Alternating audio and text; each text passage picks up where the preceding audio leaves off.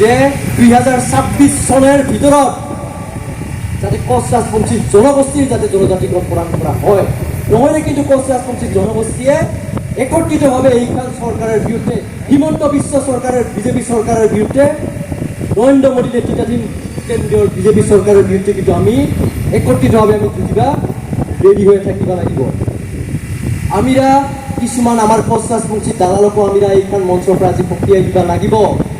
বাৰে বাৰে কিছুমান টাকা লয়া, কয় লাখ মান টাকা লয়া বাৰে বাৰে কিছুমান সংগঠনে আমার কোচ রাজবংশী জনগোষ্ঠীক জাতিগত বাৰে বাৰে ওরা বেচিয়া আছে। এনেকা করে বেচিয়া থাকিলে আমার কোচ রাজবংশী জাতি নেক্সট 10 বছৰত আমার কোনো অস্তিত্বই নাথাকিব। গতিকে এইখান মঞ্চৰ পৰা সেইগিলান সংগঠনকো মই ইয়াৰ পৰা সকীয়াই দিব বিচাৰিছোঁ, সেইগিলান নেতাকো মই এই মঞ্চৰ ফালে পৰা সকীয়াই দিব বিচাৰিছোঁ যে বিজেপিৰ দালাল নহয়, চৰকাৰে দালালগিৰি কৰি লাভ নাই। আমিরা দালালগিরি কার কৰিব লাগিব? আমিরা দালালগিরি কার কৰিব লাগিব? আমিরা ৰাইজৰ দালালগিরি কৰিব লাগিব, ৰাইজৰ হয়া কাম কৰিব লাগিব।